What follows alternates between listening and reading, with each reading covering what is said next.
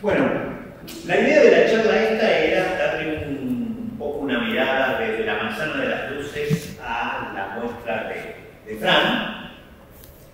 Y a medida que yo me iba metiendo en determinadas cosas, yo ya sabía que la manzana ya estaba muy vinculada a la salud, obviamente, pero aparecieron cosas muy divertidas, por lo menos desde mi punto de vista, interesantes, y la fuimos armando en el PowerPoint. Así que bueno, una de las cosas que apareció fue la caricatura de este señor, que es un catalán que estuvo a fines del siglo XIX en Montevideo y después pasa a Buenos Aires, uno de los ilustradores de la revista Pebete, y esta sería la tapa de la revista.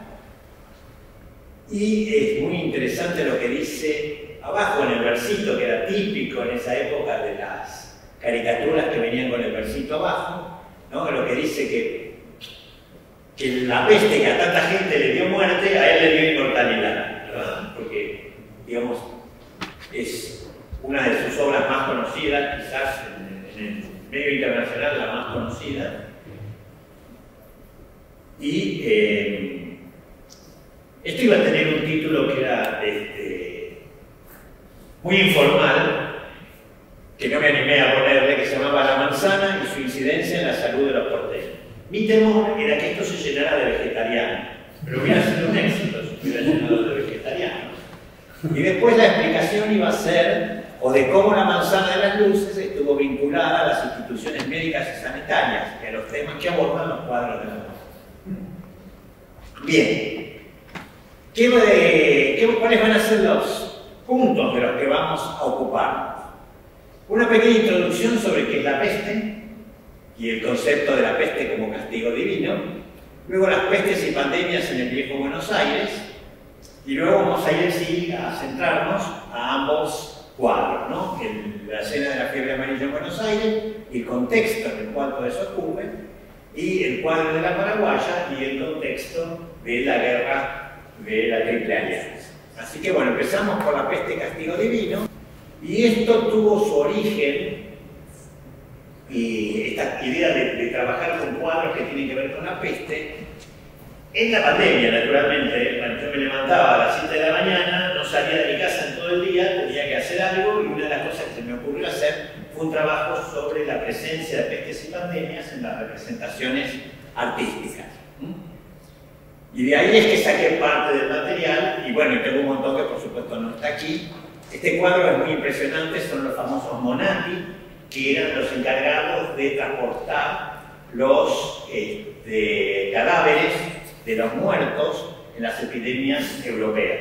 Bien, entonces pasamos al tema de la peste como una de las figuras de los 4 jinetes del Apocalipsis, ¿no? Este es un cuadro del siglo XVI, que de alguna manera toma un grabado muy anterior, del siglo anterior, de Durero, pero si nos fijamos, los 3 personajes del segundo plano son bastante similares en ambos cuadros. Obviamente hay una copia muy fuerte, pero bueno, es interesante que el Apocalipsis narra la apertura del libro de que Dios sostiene en su mano, y que estos sellos aparecen 4 jinetes que montan caballos de distinto pelaje y que tienen distintos atributos.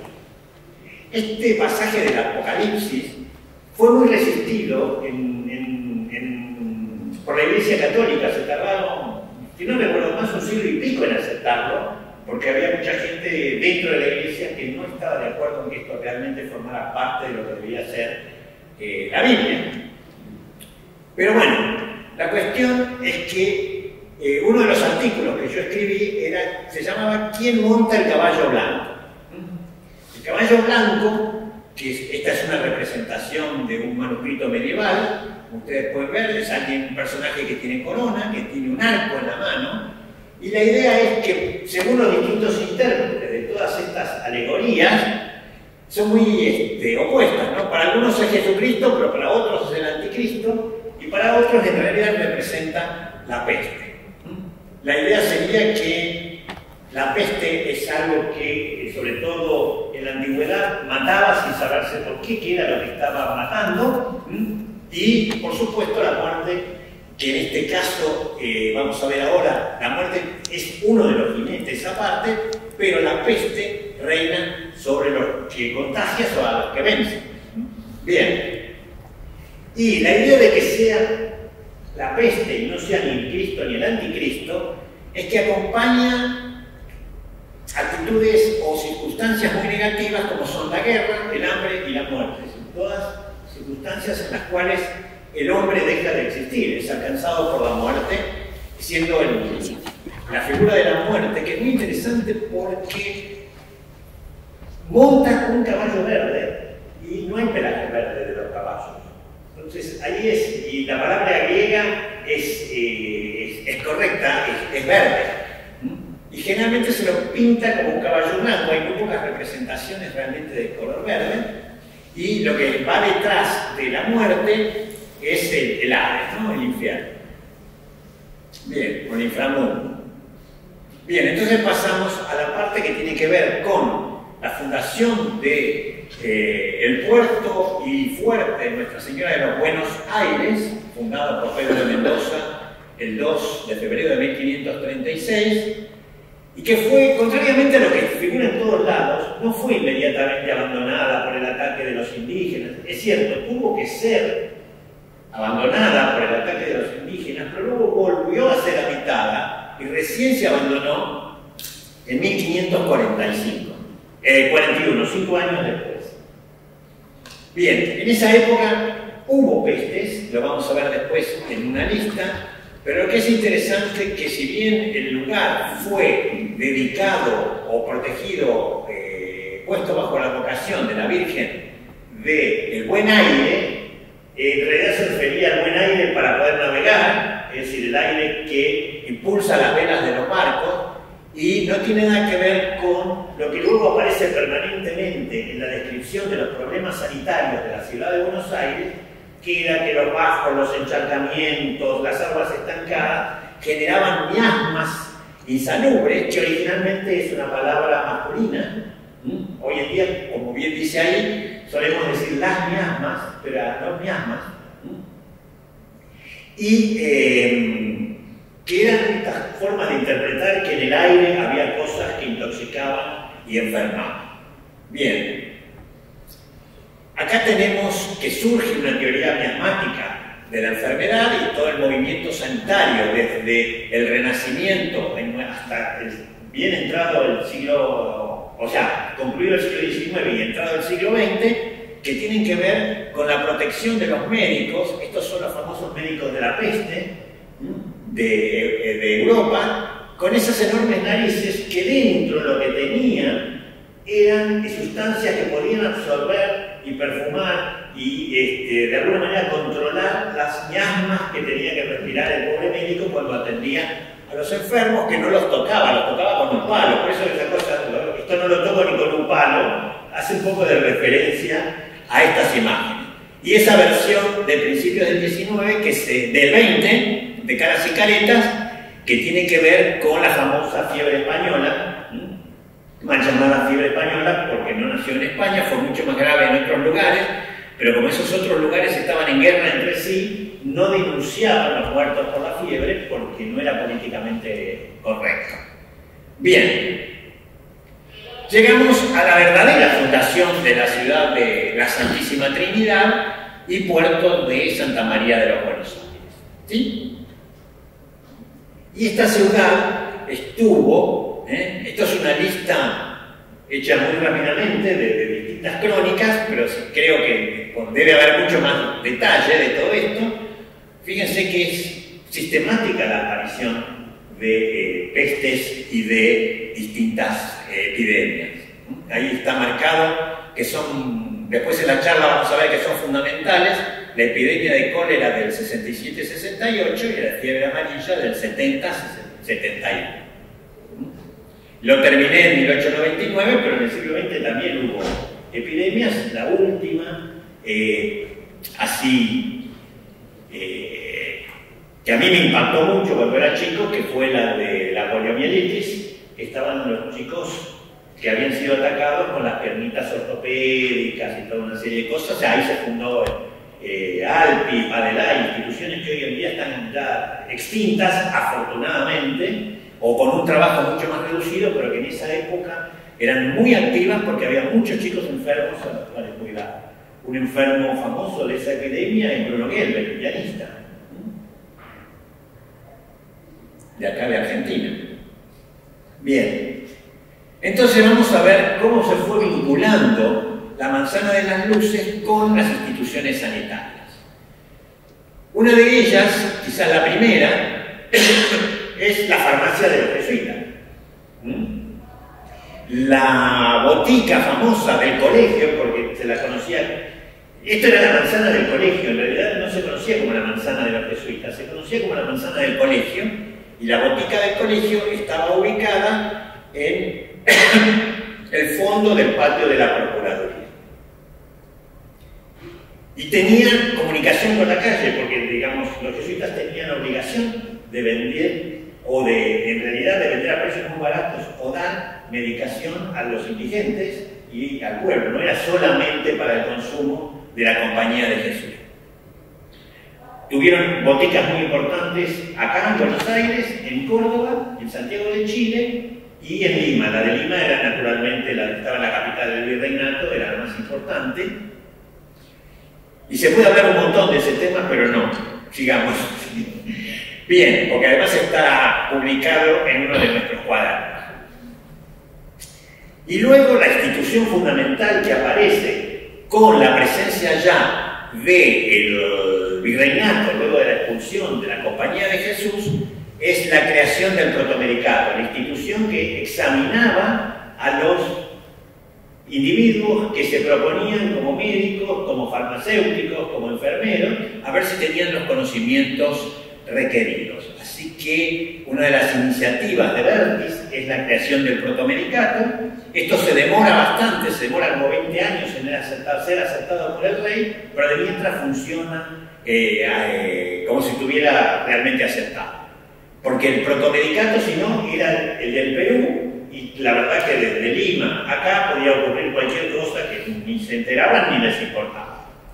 Bien, este es un cuadro de Antonio González Moreno que representa la creación del protomedicato, y yo no pude encontrar una evidencia clara de que dijeran cuál es el edificio en el cual se funda el protomedicato. Es muy probable que haya sido en el Cabildo. Ahí detrás del virrey está Carlos III, que era el monarca de ese momento, y el que está en el medio es O'Gorman, dando su examen de protomédico formalmente, porque en realidad lo que hace es un discurso. Y este fue el protomedicato que finalmente queda definido a fin del siglo XVIII, donde tenemos a Argerich, a Gorman y a Fabre. Argerich es miembro de una dinastía de médicos, Argerich, que suena sumamente confusa saber cuál fue cuál, con lo cual dije, esto lo tengo que aclarar, porque si lo tengo que comentar, tengo que saberlo, y armé este cuadrito, y vamos a ver después los otros que aparecen. El primer Argerich es Francisco Argerich Batallas, que tiene un hijo, que es Conde Mariano Argerich del Castillo, que estudia en España, viene aquí y es el que se incorpora al protomedicato. Pero su padre también era médico. Luego vamos a ir viendo cómo aparecen los otros en la historia de esta situación. Hay documentación guardada, por ejemplo, cuando se hace el nombramiento de oficial, ya con el ok de la Corte Española, con respecto al protomedicato en 1798, se copian documentos anteriores que se conservan en el Archivo General de la Nación, y, digamos, esa institución, el protomedicato, da origen a toda una serie de instituciones, y además entran a la manzana otras instituciones que tienen que ver con la medicina. En 1801, el protomedicato propone la creación de la Escuela de Medicina para formar médicos.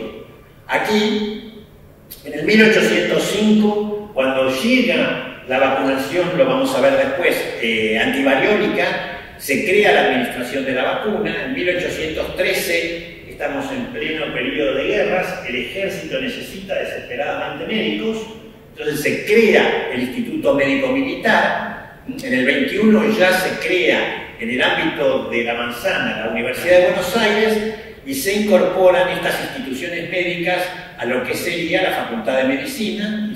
En el 1821 se regenera en el periodo de Rivadavia la Comisión Conservadora de la Vacuna, que no había desaparecido, pero como que se reorganiza y cambia de autoridades. En el 1822 se instala la Academia de Medicina de Buenos Aires.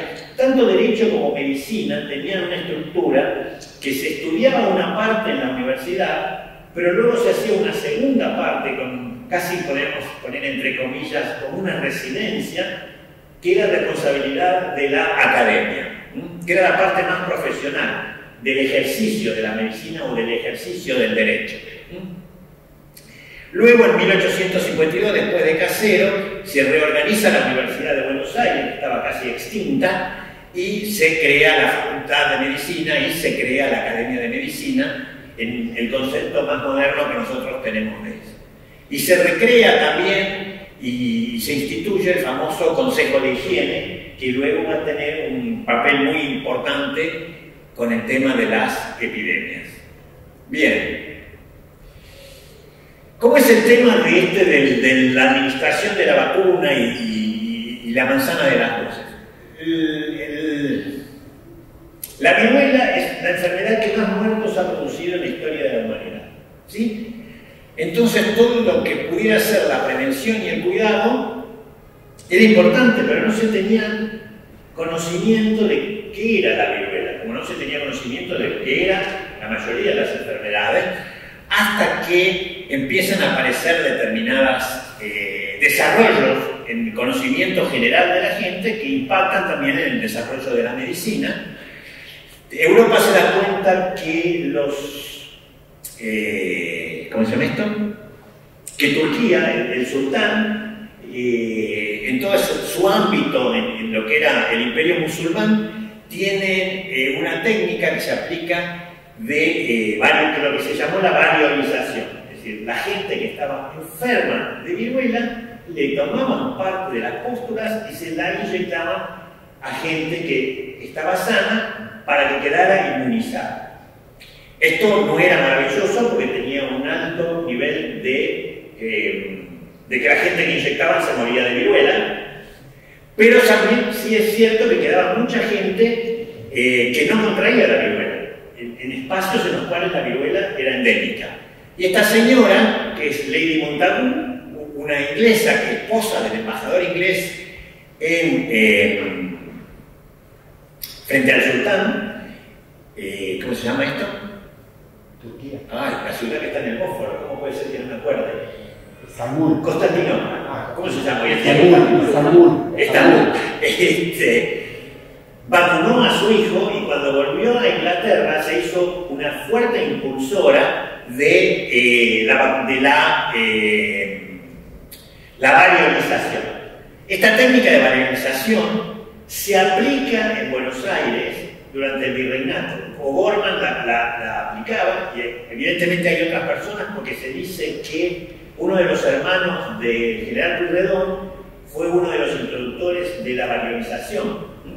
Y luego, claro, aparecen los estudios de Jenner que se da cuenta de que las ordeñadoras no se contagiaban la viruela y que esto podía estar muy vinculado a la presencia de una viruela vacuna, y hace unos análisis, hace unos experimentos, experimenta también con su familia, y la cuestión que empieza a demostrarse que esa vacuna es efectiva, es mucho menos riesgosa que la variolización, porque si bien hay gente que la recibe mal, después se mejora y es efectiva.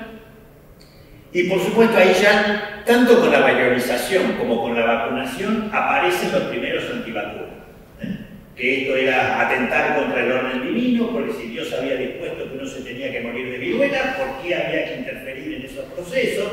Etcétera, etcétera. Pero bien, los antivacunas no son modernos. Existieron siempre. Bien. Las primeras vacunaciones en el Virreinato del Río de la Plata, en 1802, esto que yo comentaba, del padre Feliciano José Pueyrredón. En 1805 llega la primera vacuna de origen vacuno, digamos, y no es parte de la famosa expedición de Balmis, porque no llega la expedición al Virreinato del Río de la Plata, viene del lado del Imperio Brasilero y la trae un barco negrero. ¿Cómo venía esa vacuna? Esa vacuna, que es en viajes cortos se podía conservar, pero en viajes largos, digamos, perdía efectividad el suero sacado de los chancros, de las vacas. Entonces lo que se hacía era transportarlo, inoculándosela a las personas. La cuestión es que en ese momento llega aquí, se crea el Conservatorio de la Vacuna, en el primer conservatorio en el Virreinato, y O'Gorman escribe las instrucciones para la inoculación vacuna. Fíjense que no dice de la vacuna, es inoculación vacuna. ¿Y dónde se imprime eso? Se imprime en la Manzana de la Cruz, ¿sí? En la imprenta de Niños Expósitos. Bien. Luego, en 1809, se crea el Comisionado General de la Vacuna. Fíjense la importancia que se le da. España estaba muy preocupada. Piensen que la principal causa de muertes de indio en América no fue el genocidio directo de matar indios, sino que fueron unas víctimas absolutamente desparramadas por las epidemias de viruela, porque no tenían ningún anticuerpo. Los europeos ya, después de tantas epidemias, había como gente más resistente, pero aquí a los indios los hizo. De hecho, si ustedes recuerdan, en el Martín Fierro se habla de un episodio. Bien, entonces, se reglamenta la aplicación, se registran los vacunados, y aquí hay una figura que se destaca fundamentalmente, que es Saturnino Segurola, que se ofrece para trabajar gratuitamente como administrador de la vacuna. Y aquí tenemos, por ejemplo, el oficio firmado por el virrey Baltasar Hidalgo de Cisneros, donde están permanentemente en contacto, teniendo información de qué pasa y qué no pasa con la gente de la propagación de la viruela, con los médicos, con las instituciones que tienen que ver con el cuidado de la viruela. A mí lo que me maravilla es esta letra manuscrita con esas plumas increíbles de gallina que nosotros seríamos incapaces de hacer una sola raya y sostener ese renglón, ¿no? Bien, acá tenemos Segurola, además de ser un personaje increíble, trabajó mucho vinculado a la salud, a los niños, porque estuvo muy vinculado también a los niños expósitos, y de hecho es el que lleva el modelo de casa de expósitos a Montevideo. Y también se le ocurrió escribir unas décimas sobre la viruela. Al pobre infeliz, al rico, al plebeyo, al ciudadano, al gaucho, al artesano, el mismo virus aplico. Para mí ninguno es chico y a todos estimo y quiero. Es esa cosa que todavía la poesía gauchesca sigue utilizando un poco esa forma. Bien. Después de mayo, naturalmente, la situación política y administrativa cambia, pero los problemas de salud y de higiene se conservan y el triunvirato establece como sede de vacunatorio nacional una de las casas redituantes y se imprime nuevamente las instrucciones para inoculación vacuna, en este caso supongo que revisadas y aumentadas por Segurola, nuevamente impresas en expósitos, acá en la manzana, perdón, y se entregan los primeros certificados de vacunación. Y aquí tenemos algo que me llamó la atención. Rodríguez Peña, nombrando como ayudante en el vacunatorio nacional a José Rafael de Olleros en el año 1813. Yo dije, a ver, bueno, vamos a ver quién fue este Olleros. ¿Será el mismo de la calle Olleros del barrio de Belgrano? Y aparentemente, por lo menos en Wikipedia y en lo que yo pude acceder, es el único Olleros que existe. Y Lo curioso es que en 1813 se enrola y se va al ejército del Perú, con lo cual, si estuvo de colaborador de Segurola fue unos meses nada más, ¿sí? Esto es algo que aparece, un aviso que aparece en la Gaceta de Buenos Aires en 1817, es un aviso de orden del gobernador advirtiendo a los padres, porque había muchos padres que se resistían a vacunar a los hijos, incluso Segurola, en su época de párroco de la Iglesia del Socorro, insistía permanentemente en sus sermones de los domingos con que los padres vacunaran a los hijos. En 1821, Martín Rodríguez, Bernardino Rivadavia de ministro, vuelve a recrearse la comisión conservadora de la vacuna, y ahí aparece un médico muy importante que fue Juan Madera, aparecen nuevamente Francisco Come Argerich y Felipe Arana, y Francisco Come Argerich, lo vamos a ver acá, es hijo del Argerich anterior que estaba en el Prodomedicato y que había muerto el año anterior. Ahí vamos viendo cómo se desarrolla este árbol genealógico de los médicos Argerich. Bien, Saturnino Segurola trabajó mucho y muy seriamente el tema de la vacuna, no es que simplemente tenía el cargo, sino que, fíjense, manda un trabajo a París, esto se publica y se distribuye en París en el año 1822, y el trabajo de la comisión en Buenos Aires fue tan notable, tan intenso, y además, fíjense, es una época donde hay una presencia muy fuerte de observadores británicos en la Argentina. Y esos informes pasan a Londres, y en Londres se los vincula con Jenner, con el, digamos, el desarrollador de la vacuna, y son miembros honorarios del Real Instituto de la Vacuna de Londres, son nombres designados. Madera, que es un hombre que muere intempestivamente, muy joven, había descubierto la presencia de chancros de viruela vacuna en ganado en Argentina, y es un personaje que estudió en la Manzana de la Cruz, estudió en el Real Colegio de San Carlos y luego en la Escuela de Medicina del Protomedicato. Y una cosa que es interesante, hay un trabajo de él en 1816 advirtiendo sobre el peligro de la fiebre amarilla. Ya Brasil era un foco de propagación de la fiebre amarilla en esa época, y este hombre, como médico y como higienista, advierte que esto es un peligro que puede afectar fuertemente a Buenos Aires. Bien, acá aparece otro personaje de los increíbles con que se honró la Argentina en su historia, que es Francisco Javier Muñiz. Francisco Javier Muñiz muere víctima de la epidemia de fiebre amarilla en el 71. Son estas cosas que yo decía de los enlaces que van ocurriendo entre distintas cosas, pero que tienen que ver con todos los temas de los cuadros.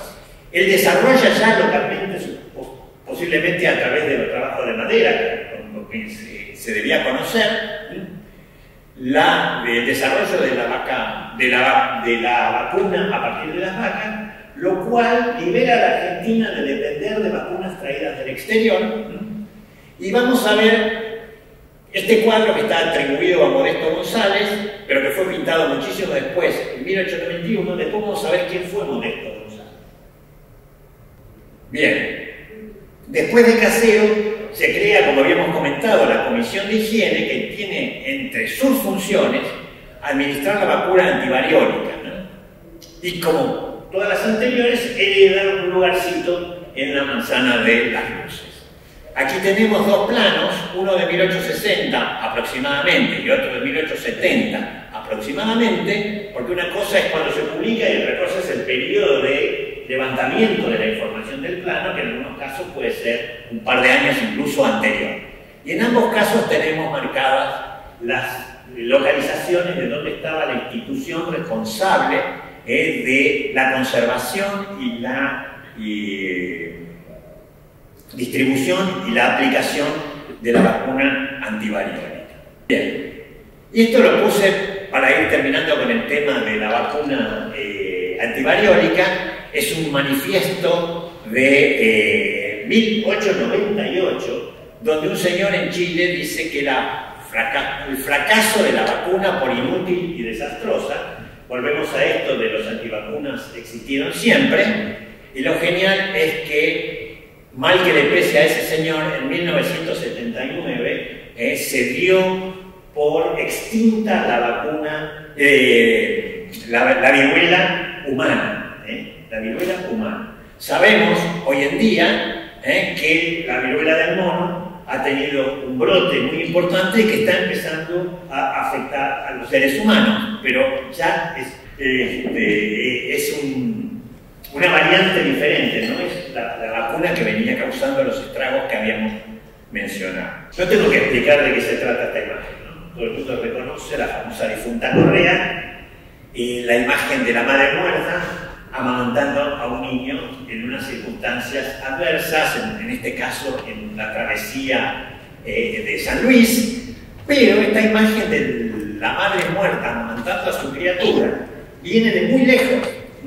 La primera referencia que tenemos a un hecho de este tipo es una referencia que hace Plinio el Viejo, ya en la era cristiana, entre los años 28 y 70, pero que se refiere a un cuadro de 6 siglos antes, donde había una mujer herida que evidentemente era una obra que debe haber sido tan famosa que se conservó en la memoria, porque la obra no se conservó, sino la referencia a ella, y durante tanto tiempo una mujer herida de muerte en una ciudad asediada, amamantando a su hijo con su sangre, en ese caso en particular. Sin embargo, esta idea después es retomada durante todo el Renacimiento, y aquí vamos a ver algunos cuadros, simplemente algunos, como referencia, de la madre y el bebé en los primeros planos. Distintas referencias a pliegues, a epidemias antiguas, donde aparece siempre esta escena en particular.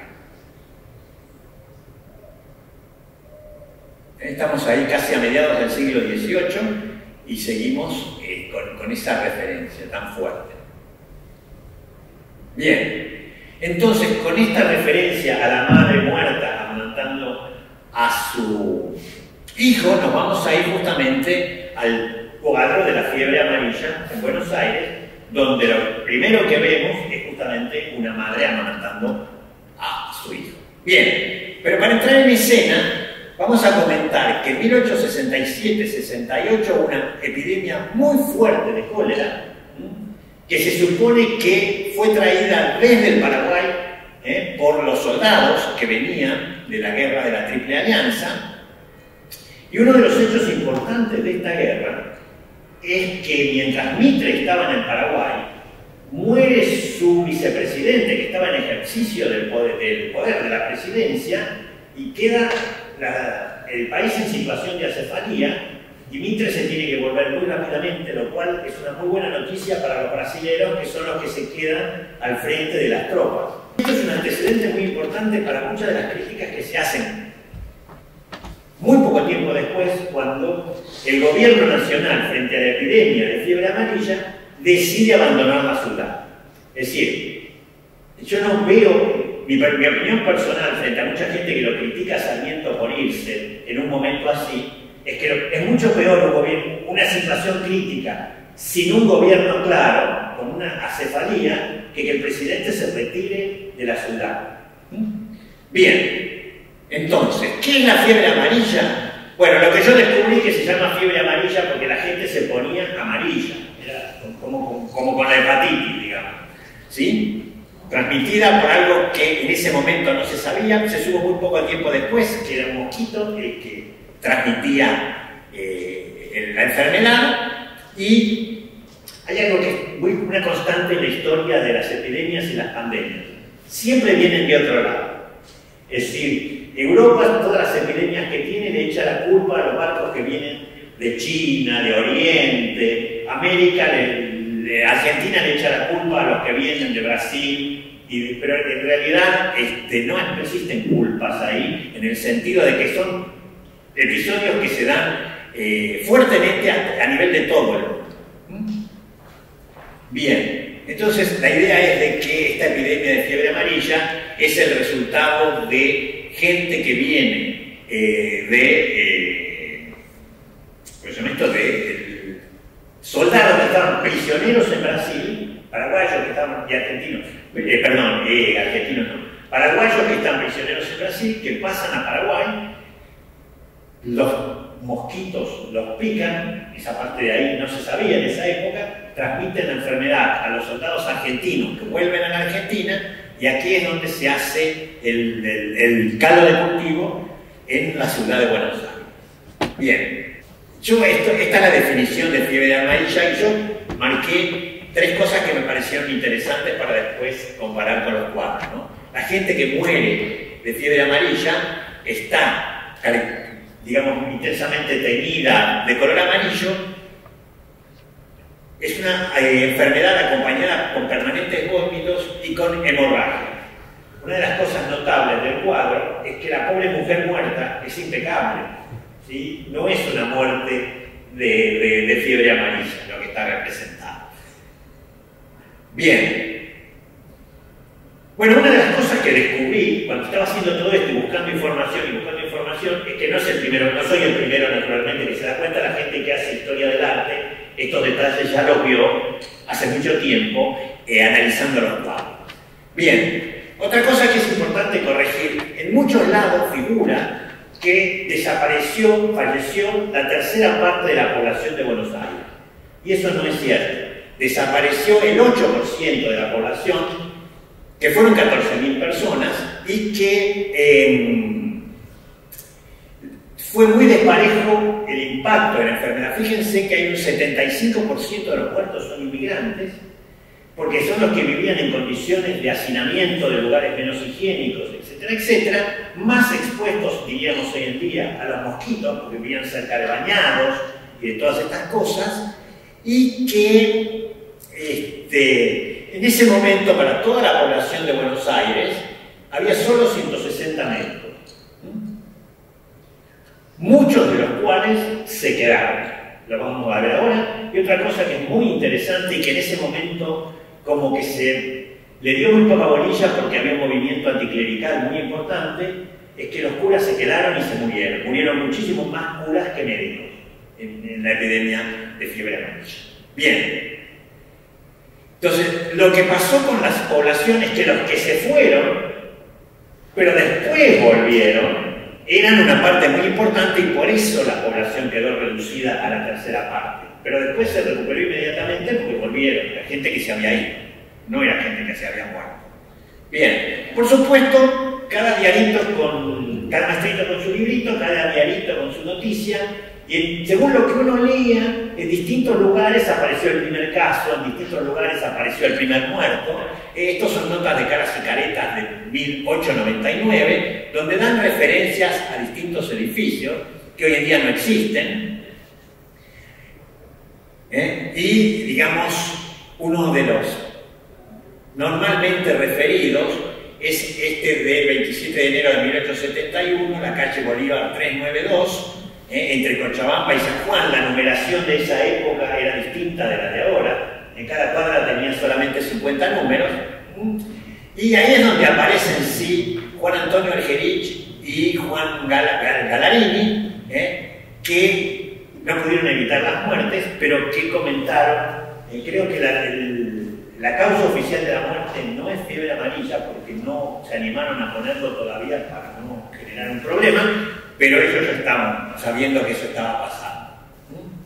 Bien, el 18 de marzo de 1871 aparece la noticia de esta descripción que va a dar origen al cuadro, de esta señora que es encontrada en su casa, tirada en el suelo, con el bebé, y en realidad hay elementos que aparecen en el cuadro que no están en la descripción, y está muy claramente dicho que su marido estaba en la boca, no se sabía muy bien dónde, y digamos, más allá de lo que dicen como noticia los diarios, está el parte policial, donde el sereno informa y el policía informa qué fue lo que se encontró cuando llegó. Y, digamos, no lo vamos a leer en detalle, pero ahí menciona que su marido está enfermo en la boca del riachuelo, pero no saben dónde, y el niño es enviado a la casa de Expósitos. Bien. ¿Cómo funcionaban las cosas en esa época? Habíamos visto que había una comisión de higiene, comisiones parroquiales de salubridad que reportaban al departamento de policía, había inspectores, médicos de parroquia, comisionados de manzana, estaba en la municipalidad, o sea, había toda una estructura de funcionamiento del departamento de higiene que controlaba el tema de la salud en ese momento. Pero esto empezó a no funcionar bien frente a una situación tan crítica como era una epidemia de fiebre amarilla, y se crea la Comisión Popular de Trabajo, de Auxilio, en ese momento, que tiene como lema la salud del pueblo como ley suprema. Sería esta la Comisión Popular de la fiebre amarilla. Esto es un mosaico fotográfico que se hace cuando ya muchos de ellos han muerto, porque ves esta comisión empezando por las dos figuras que están en la diagonal del centro un poco para arriba, Roque Pérez y Argerich, que mueren trabajando como médicos durante la pandemia.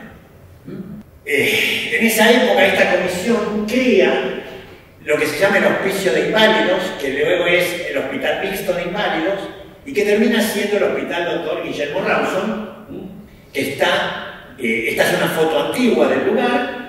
Esto es el mapa antiguo. Fíjense, estos lugares todavía existen. El Hospital de Mujeres es el Moyano. Perdón, ¿cuál es el? No me acuerdo cuál es. ¿El Moyano es el Mujeres y el Borda de Hombres o a la inversa? Sí. Pero que están todavía en Barracas, en ese mismo lugar, ¿sí? Y luego estaba el de Inválidos, y lo que dice Plaza de Inválidos es hoy en día Plaza España. Y bueno, ahí estaba el lazareto municipal, estaba el cementerio del sur, que es saturado por la epidemia y es cerrado, y hoy en día es un parque. Y ahí tenemos finalmente el cuadro al que estábamos tratando de llegar, ¿sí? Que representa una situación que ocurre de día, no a la 1 de la noche, de la medianoche, donde está esta señora con su bebé, pero está también un señor muerto en la cama, que al principio cuesta de ver, pero cuando uno empieza a recorrer el cuadro lo ve, y están estos dos médicos que no estuvieron en esas circunstancias. Pero este cuadro es el emblema de la epidemia de fiebre amarilla en Buenos Aires. Es decir, sus méritos son, desde lo pictórico, llegar a transmitir un mensaje que se convirtió en el emblema de esa epidemia, en el cual tuvo mucho que ver la labor, digamos, propagandística, en cierto sentido, de la masonería, porque la mayor parte de todos esos señores que estaban en esa comisión eran masones. El cuadro no está en Buenos Aires, está en Montevideo, porque los uruguayos compraron el cuadro antes de que se expuso en Buenos Aires, pero no se pudo vender, en el sentido de que ya estaba vendido. Los uruguayos lo querían para ellos porque Blanes era su pintor estrella en ese momento, y digamos, conservaron el cuadro que es de un tamaño gigantesco, es mayor del tamaño natural, y este otro, que es un boceto para el cuadro, que tiene un potencial dramático 100 veces mayor, pero que es imposible de usar todos los días como símbolo de lo que pasó en la epidemia de fiebre amarilla. Si lo queremos ver como posible retrato de una realidad, esto tiene mucho más que ver con lo que podía ser una situación de esa, pero el otro tiene una composición, una luz que este no tiene, que lo hace más amigable dentro de todo lo dramático que está representando. Bien. ¿Quiénes eran estas personas que habíamos mencionado que estaban vinculadas al cuadro? Roque Pérez, que muere víctima de la epidemia, egresado del Colegio de Ciencias Morales. ¿Dónde estaba el Colegio de Ciencias Morales? En la Manzana de la Luz. ¿Quién es descendiente de ese colegio? El Nacional Buenos Aires. El colegio de los jesuitas, que después fue colegio virreinal, que después fue colegio del periodo republicano, pasó por un montón de nombres, uno de los cuales fue Colegio de Ciencias Morales, pero sigue siendo esa misma estructura que termina hoy en día en el Colegio Nacional de Buenos Aires. Doctor en jurisprudencia y abogado. Este óleo es de Liliano Pueyrredón. Y el otro señor, del cual solamente existe el retrato que yo pude conseguir, que está en esta composición fotográfica, pero que es una litografía que se custodia en el Museo Histórico Nacional, Manuel Gregorio Argerich, médico, abogado, político, y en algún lado encontré que era matemático, pero no sé en qué grado de matemática.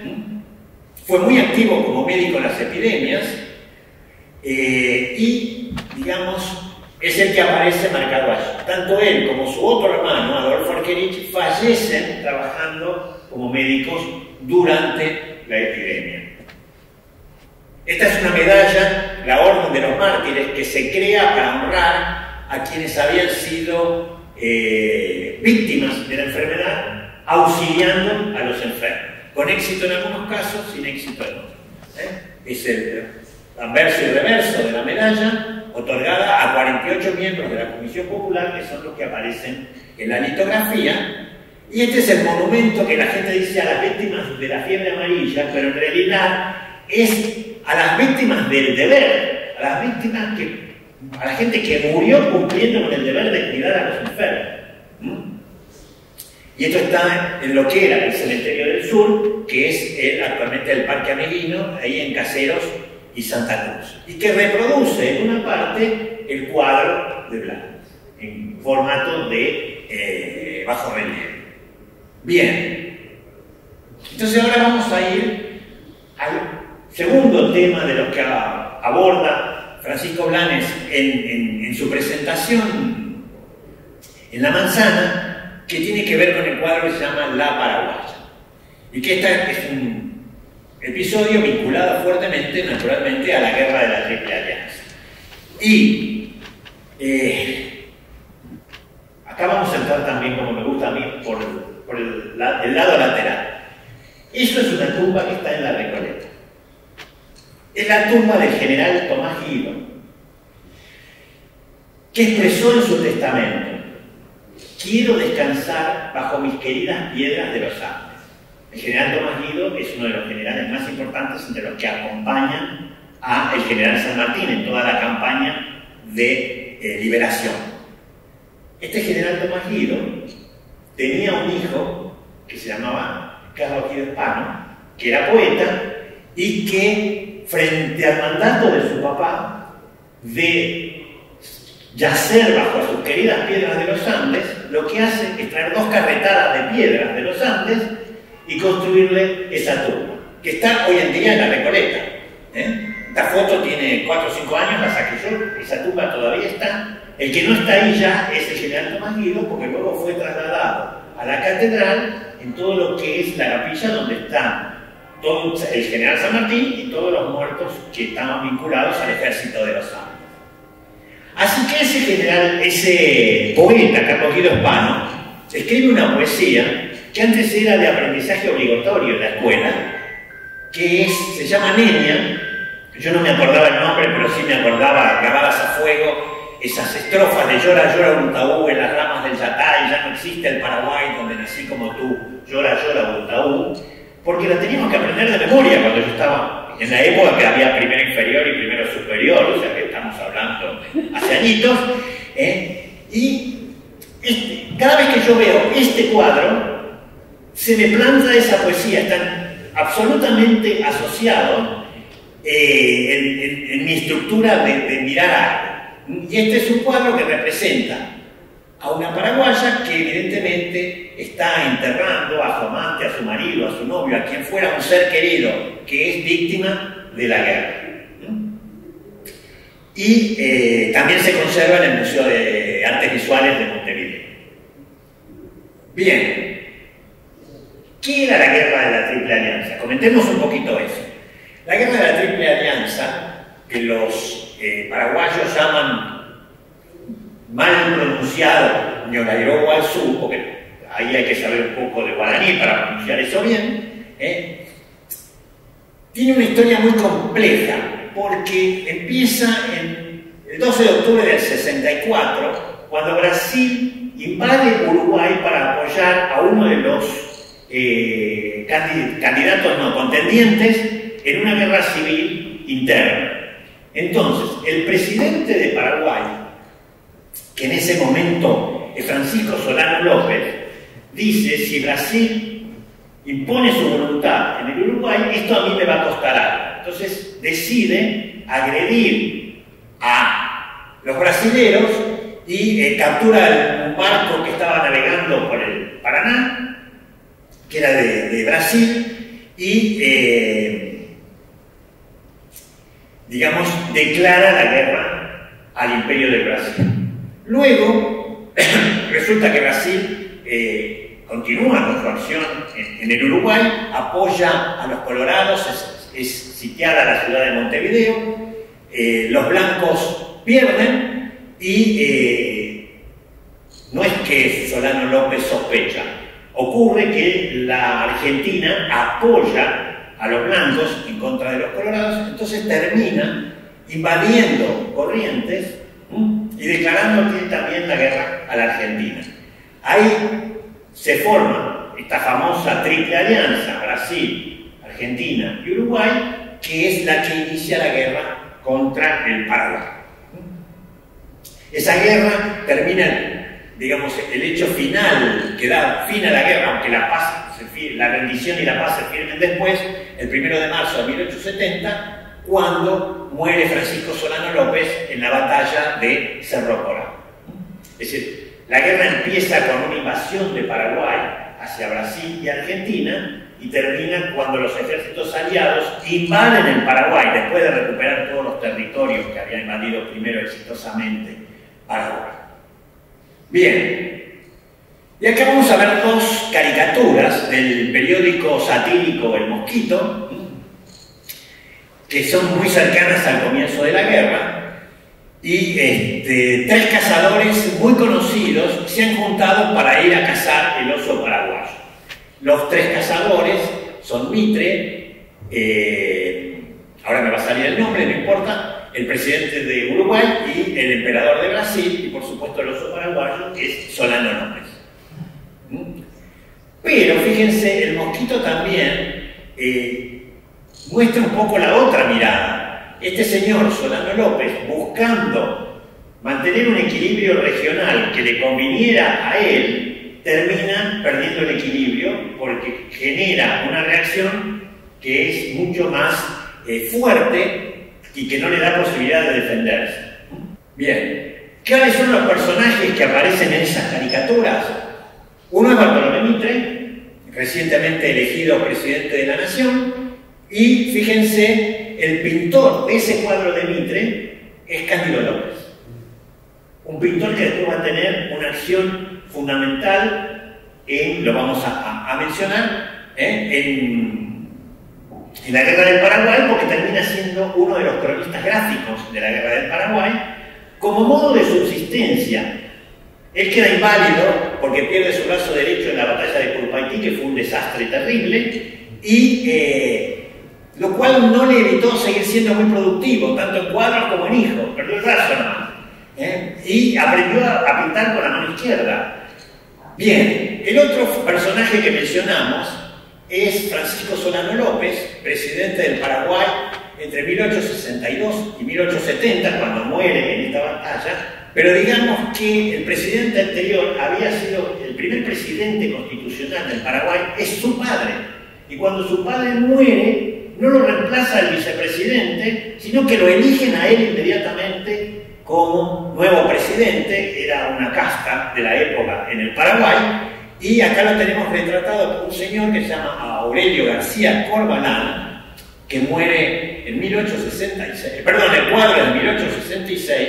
Y este chico, Aurelio García Corbalán, fíjense que fue muy joven y muere el 31 de enero el 31 de enero en la batalla de Corrales, donde le dan esa condecoración, pero él muere en el 69, según dicen las crónicas, no pudiendo adaptarse a la realidad en que queda destruido el país, el Paraguay, después de la guerra. Fíjense que todos los conflictos que tenía Brasil y que tenía Argentina de límites con Paraguay desde la época virreinal, se resuelven en ese momento en contra de Paraguay.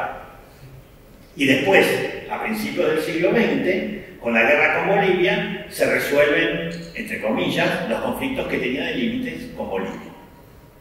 Bien, el otro señor es don Pedro II, que puse una foto de 1865 son de los primeros daguerrotipos que se están haciendo en América, y que es emperador del Brasil entre 1831 y 1889, al medio siglo, mandando y construye el imperio brasilero moderno. ¿Sí? Él hereda el Brasil como imperio, como restos del imperio portugués, y lo convierte en un Brasil moderno y contemporáneo. Bien. Y el otro es el uruguayo Venancio Flores, que es presidente de facto a raíz de ese golpe de Estado que es apoyado por Brasil y por Argentina. Y lo que me llamó mucho la atención, este cuadro está en el Museo Garibaldino de Caprera, en Italia. Recuerden que Garibaldi está presente justamente en las luchas civiles de Uruguay y de Argentina en el siglo XIX, y después vuelve a Italia, pero tiene toda una acción aquí y tenían correspondencia con Venancio Flores. Y hay un pintor, que creo que es Ferdinando Gigliotti, que le regala a Garibaldi el retrato de Venancio Flores. Bien. Venancio Flores es asesinado, y ¿quién pinta el asesinato? Juan Manuel Blanes también. Es un gran pintor de temas históricos. Nosotros tenemos en el Museo Histórico Nacional el famoso cuadro de la campaña del desierto con Roca y todos los generales y ejército a caballo, lo pinta él. Una de las imágenes que por lo menos antes estaba en todos los manuales de historia cuando nosotros estudiábamos. Bien. Y acá tenemos dos muertos vinculados al poder, por decir de alguna manera. Francisco Paz, que muere en la batalla de Curupaytí y que es recordado por su hermano en un libro que se llama La tumba de tres soldados. Uno de los que son recordados es este muchacho, que es digamos, hijo de el Paz, que muere siendo vicepresidente de Bartolomé Mitre. Bien. Y el otro famosísimo es Dominguito, el hijo de Faustino Sarmiento, Domingo Faustino Sarmiento, que viene de Chile, ya grande, pero completa sus estudios en lo que desde entonces llamaba. ¿Se acuerdan que hablamos del Colegio de Ciencias Morales? También se llamó Colegio Eclesiástico y estaba aquí en la Manzana, siempre en los mismos lugares. Bien. Y este señor es el presidente del que hablábamos, Marcos Paz, que muere en la epidemia de cólera y que, digamos, hoy en día su rasgo digamos, a lo mejor de contacto con la información que circuló últimamente es que él es descendiente lateral, digamos, de la familia de los Paz y Figueroa, a la cual pertenecía la Mamantula, que ha sido santificada recientemente, y que también de alguna manera estuvo vinculada a la Manzana, porque la casa de ejercicios espirituales de los jesuitas para mujeres estaba en la esquina de enfrente de la Manzana, que es la casa que después pasa a ser la casa de los niños expósitos. Y es a raíz de que los jesuitas son expulsados que ella viene a Buenos Aires a continuar con los ejercicios espirituales para mujeres de los jesuitas y construye la casa de ejercicios espirituales, que es la que conocemos hoy en la Avenida Independencia. Y el otro padre famoso de víctimas de la guerra es Sarmiento. Sarmiento se entera de la muerte de su hijo en Estados Unidos. Él estaba en ese momento en Estados Unidos, enviado por el gobierno para sacárselo de encima, seguramente, porque Sarmiento era una persona muy vehemente, muy activa, y si no tenía poder para hacer cosas, jorobaba permanentemente a los que tenían el poder para hacerlo. Pero él muere en el Paraguay, muere en la cama, pero después lo levantan, hay una foto del muerto en la cama, lo levantan y lo sientan en este mueble muy particular que, curiosamente, Garibaldi usaba uno casi igual. Esto está en el Museo Garibaldino, y cuando yo lo vi dije, no puede ser. Y lo puse porque se ve que era el mueble posta de la época. Había que tener esta cosa donde uno se sentaba, ponía la vela, apoyaba el librito y leía. y podía tener los pies más arriba, más abajo, todo un lujo. Bien, y ahora vamos a ir terminando un poco ya con la presentación. Este es un cuadro de un señor de origen suizo, Mestfessel. El cuadro está en el Museo de Luján, hay muchas pinturas murales de él en el Museo de La Plata, pero él fue también un pintor que hizo el relevamiento gráfico de la Guerra del Paraguay. Y este es un cuadro que se llama El desamparo de un niño paraguayo. Fíjense que su padre está muerto, caído en la orilla, hacia el otro lado, está ahí sus armas y el tambor dice: viva la República del Paraguay, vencer o morir. Y está pintado con los colores del Paraguay. Bien, lo gracioso de Mestfessel con toda esta situación es que, si ustedes se fijan en internet y buscan imágenes de la batalla de Cepeda, resulta que aparecen estas cosas: historia de Ramírez, batalla de Cepeda y las consecuencias políticas. Hay un cuadro donde la gente está mirando para allá. Cuando se van a la otra batalla de Cepeda, de 1859, porque esta batalla de Cepeda es 1820, la de 1859 aparece ilustrada con el mismo cuadro mirando para el otro lado. Y lo increíble de todo esto es que ese cuadro no representa la batalla de Cepeda, representa un episodio de la Guerra del Paraguay retratado por Mestfessel, que es este cuadro, la batalla de las Bocas del Lobo en el Paso Cucú. Es decir, la falta de seriedad de la gente que genera los recursos gráficos para Internet es absolutamente grave, porque la gente hoy en día entra a Internet, copia y pega, copia y pega, copia y pega. Yo me entero porque soy un fanático, porque ya sé que eso pasa, y cuando aparece una figura le pongo buscar en Google, y hasta que no encuentro el museo donde está, no me creo qué es realmente lo que están poniendo. Así que bueno, otro de los pintores que aparece y que tiene mucha obra expuesta en distintos museos argentinos es José Ignacio Garmendia, y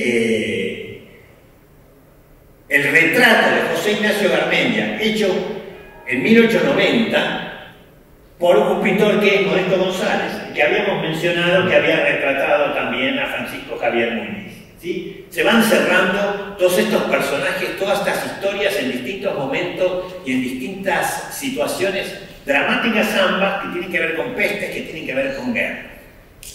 Bien, ese señor, esto está en el Museo de Luján, Modesto González pintó este cuadro que se llama El abanderado Dantas en el combate de Boquerón. Bien, y para ir ya cerrando aparece otro Paz muy famoso, con estación de ferrocarril propia, por decir una tontería, que es José C. Paz, que también era descendiente por vía lateral de Antonia de la Paz y Figueroa, que es el que participa en la creación de la Sociedad Protectora de los Inválidos y de los Pisos Inválidos, que habíamos estado hablando, que funda un periódico por pedido de Mitre que se llama El Inválido Argentino, y que es un periódico que publica las actividades y las noticias de la sociedad que está colaborando y que está tratando de juntar fondos para sostener a los inválidos de la guerra. Por eso se llama El Inválido Argentino. Pero que es quien después funda, a raíz de la experiencia como periodista que adquiere en esos 2 años que trabaja, funda y trabaja en el Inválido Argentino, es el fundador de la prensa. Y creacionó, después vamos a ver el detalle de cierre de la charla, el diario argentino, el Inválido Argentino era un diario con mucha información, con mucho trabajo, y que además publicaba ediciones especiales como ese volante, donde ponen de manifiesto que el pobre soldado, que se sacrifica por la vida, después su recompensa es tener que pedir limosna como inválido. Es decir, no hay un reconocimiento, no hay un apoyo desde lo oficial. Aun cuando, por ejemplo, hay acciones como, por ejemplo, Bartolomé Mitre, cuando se entera que López, el pintor, está casi en la indigencia, pues claro, no conseguía trabajo, y estaba pintando, le encarga la obra y le va dando el dinero de todos los cuadros que son la crónica de la guerra, hechos sobre sus bocetos, hechos en el campo de batalla, y el proyecto de López era hacer cerca de 100 cuadros, pero no llegó a ser ni la mitad. Pero era un proyecto muy ambicioso y que era la forma que encontró Mitre de subvencionarle desde el Estado una pensión a ese hombre que era un inválido de la guerra. Bien. ¿Y esto qué? Esto es un milagro de los que ocurren solamente porque en Internet hay de todo. Así como digo lo malo, digo lo bueno. Aparecieron estas imágenes de cigarrillos que se vendían a beneficio de los inválidos. Los vendía la sociedad de beneficencia esta que se ocupaba del hospital de los inválidos. Esto los coleccionistas de marquillas los tienen y de repente aparecen las imágenes. Bien, y esta es la oficina del diario La Prensa, aquí a la vuelta, sobre la calle Moreno, en donde hoy en día está el Colegio Nacional de Buenos Aires. Toda esa parte de la esquina se demolió para expandir y construir el colegio a su dimensión actual. Por supuesto le va muy bien a este señor y hace el edificio de la prensa de la Avenida de Mayo, que es 10.000 veces más lujoso de lo que era aquí, que en realidad él le compra la imprenta a Estanislao del Campo. En ese lugar de ahí, cuando todavía era la imprenta de Buenos Aires y el dueño era Estanislao del Campo, se imprime el Fausto Criollo. Esta manzana tiene millones de historias. Y aquello, bueno, es un ejemplar de la época. Y bien, con esto les doy las gracias por la atención prestada.